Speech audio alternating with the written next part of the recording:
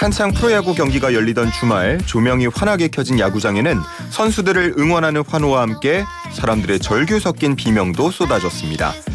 야구장 하늘을 하얗게 뒤덮고 눈처럼 우수수 떨어질 정도로 날벌레 떼가 모여들었기 때문인데요.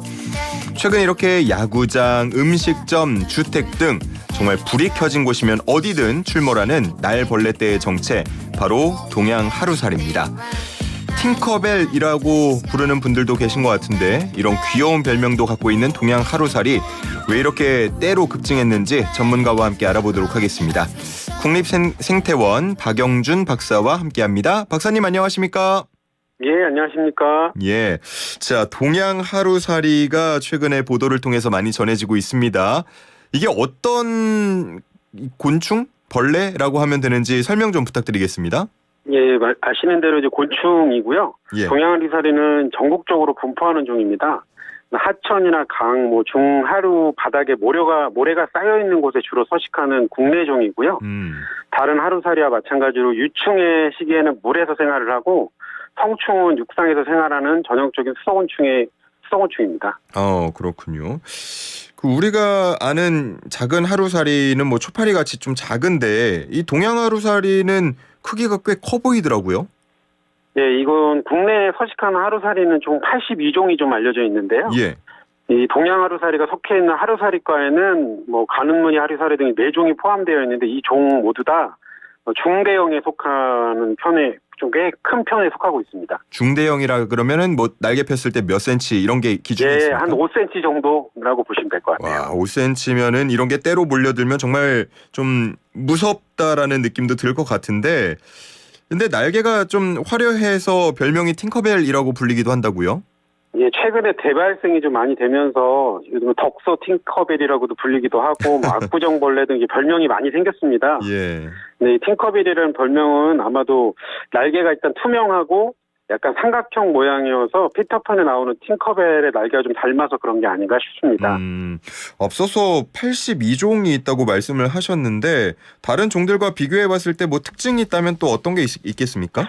예, 일단 앞에 말씀드린 것처럼 또 하루살이는 국내 전국에 분포하는 산간계류에서 하류까지 굉장히 폭넓게 분포를 하고 있는데 예. 이 동양 하루살이 같은 경우는 하천이나 강의 중하류 바닥이 모래로 쌓여 있는 곳에 출현하는 아주 대표적인 종입니다.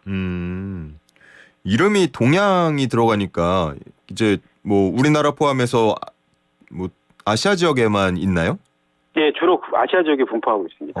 실제로 그래서 이런 이름이 붙은 건지요? 네네, 맞습니다. 이 하루살이들은 진짜로 수명이 하루인지도 궁금한데 동양 하루살이도 하루만 삽니까? 예, 일단 하루로 산다고 많이 알려져 있는데요. 예. 성충으로의 수명은 매우 짧습니다. 그만큼 하루라고 칭해줄 만큼 굉장히 짧은데 하루살이 수명은 몇 시간에서 최대 14일까지 생존하는 걸로 알려져 있고요. 예. 그만큼 성충으로는 수명이 매우 짧은데 그러나 이제 알과 유충으로 물속에서 수개월에서 몇 년까지 생존을 하기 때문에 실제로는 그렇게 짧다고는 얘기할 수가 없죠. 예.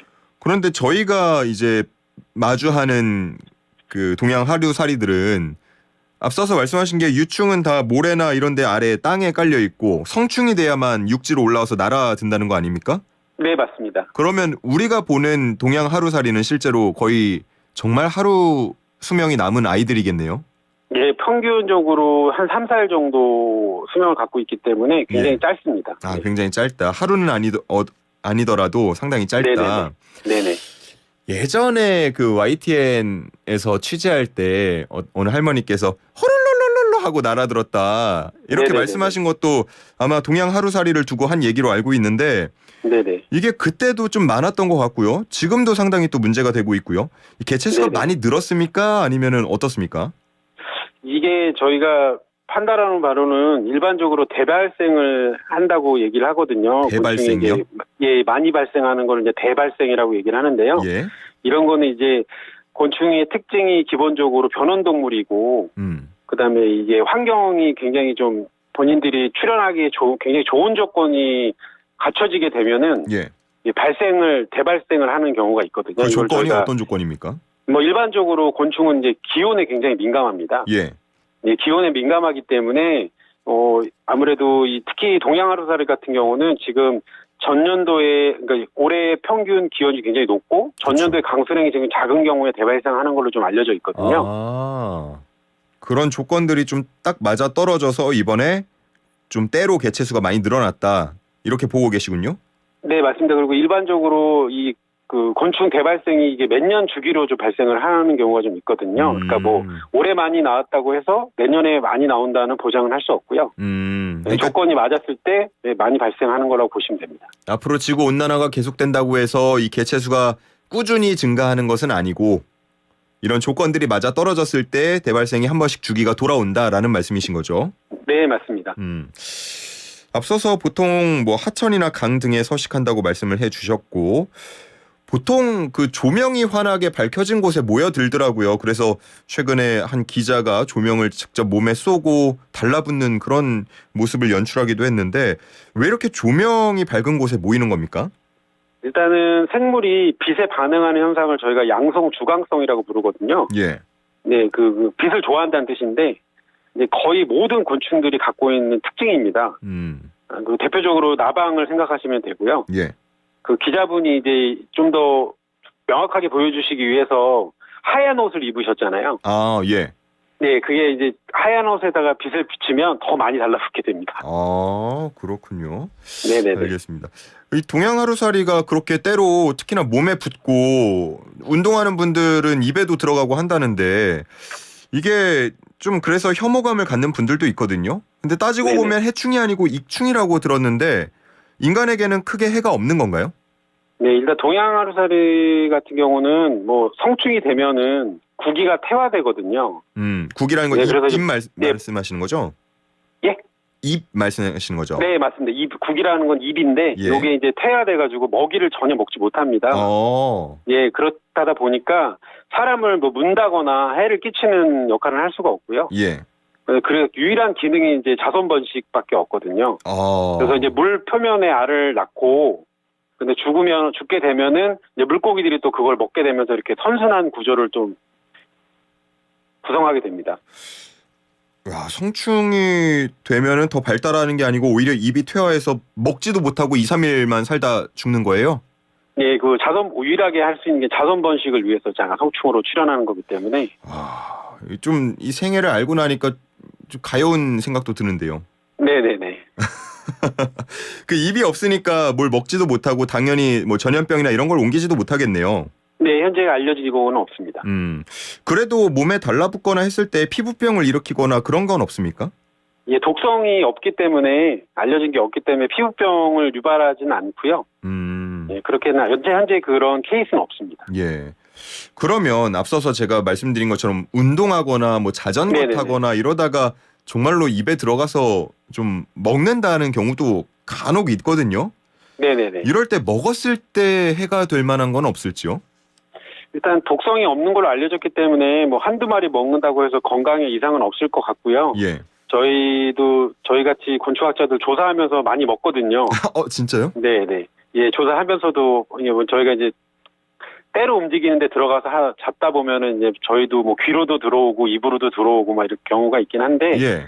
뭐 아직까지도 큰 이상이 주변에 분들이 다 큰 이상이 있다고는 들어본 적은 없습니다. 혹시 박사님도 동양 하루살이를 드셔보신 적이 있으십니까? 예, 뭐 비슷한 하루살이들 많이 먹어봤죠. 예. 맛이 어떤가요? 그냥 뭐 좀 찝찝하죠. 예. 좀 원래 찝찝한 음식이 맛이다. 아니다 보니까. 네네네. 그리고 뭐 식용곤충 같은 경우는 또 굽거나 뭐 이렇게 해서 좀 조리가 돼서 나오는데 이거는 생으로 드셨을 테니까. 네, 맞습니다. 예, 그렇군요. 알겠습니다. 다른 건 또 어떤 거 드셔보셨어요? 뭐 저희 나방 같은 경우도 야간 조사를 많이 하게 되면은 일단 불빛에 몰려드는 곤충의 대부분 중에 뭐 가장 많이 포함하는 게 나방이거든요. 나방이요? 네네네네. 나방은 좀 이렇게 뭐 분진 같은 거 가루가 날리지 않나요? 네, 맞습니다. 그래서 그런 거 같은 경우는 손으로 비비게 되면 이제 눈병을 유발할 수도 있고 하기 때문에 네, 그런 거 아주 작은 미소나방이라 부르는데 그런 것도 좀 먹어보기도 했습니다.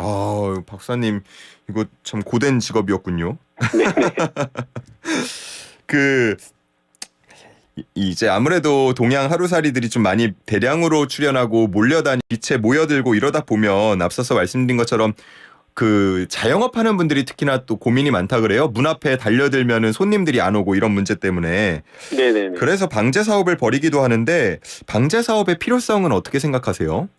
일단 기본적으로 보면은 연무형 방제라서 저희가 알고 있는 그렇게 구름 형태로 나오는 예 그런 거랑 미꾸라지 치어 방류, 뭐 끈끈이판 설치 같은 것들 많이 하시더라고요. 근데 이런 거는 유충이나 성충을 제거하는 방제이거든요, 직접적으로. 예.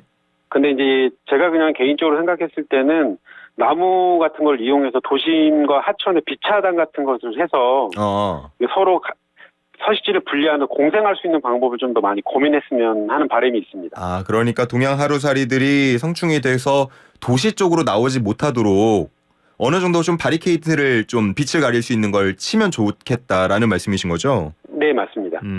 만약에 이렇게 방제 사업을 좀 많이 해서 다 사라지게 된다면은 이것도 벌처럼 좀 생태계에 큰 영향을 줍니까? 네, 이 종이 뭐 전부 없어진다는 가정에 보면 이게 먹이사슬이 끊어지게 되는 거거든요. 예. 예, 그렇게 하면은 저희가 지금 기본적으로 알고 있는 생물 다양성이라든지 건강성이라고 얘기하는 건강하지 못한 생태계가 이루어진 상태에서 이런 어떤 특정 종이 멸종하게 되면은 그 생태계가 무너질 수가 있고요. 이거는 뭐 꿀벌처럼 당장 어떠한 피해를 눈에 보이는 피해가 있을 수는 없지만 언젠가는 다시 인간에게 어떤 위협을 줄지 아무도 알 수 없기 때문에 예, 잘 보존하는 게 중요하다고 생각을 합니다. 알겠습니다. 자, 끝으로 그 동양 하루살이 떼가 그래도 좀 피하고 싶다. 나는 우리 집은 우리 가게에는 안 왔으면 좋겠다 하는 분들을 위해서 좀 대처 요령 같은 것도 말씀해 주시면 좋을 것 같아요. 네, 간단하게 말씀드리면은 때로 발생하면은 일부 불쾌감을 주는 건 맞습니다. 그리고 사람을 물거나 하는 공격성은 없다 보니까 뭐 크게 안심은 하셔도 될 것 같고요. 일단 주요 출현 시기 때에 5월 달에서 6월 달쯤에 이제 대발생을 많이 하거든요. 예. 예, 그때 되면은 야간 조명을 일단 좀 최소화해 주는 게 제일 중요하고 그 집안에 침입하지 못하도록 방충망 점검도 좀 해주시고요. 예. 그다음에 이제 또 자영업 하시는 분들 보면 이제 유리창에 달라붙는 경우가 굉장히 많기 때문에 그렇죠. 예, 분무기라든지 호스 같은 걸로 물을 좀 뿌리면 날개가 젖거든요. 예, 날개가 젖어서 더 이상 이동을 많이 못하게 되고 그다음에 나중에 떼어낼 때도 굉장히 쉽게 떼어낼 수가 있습니다.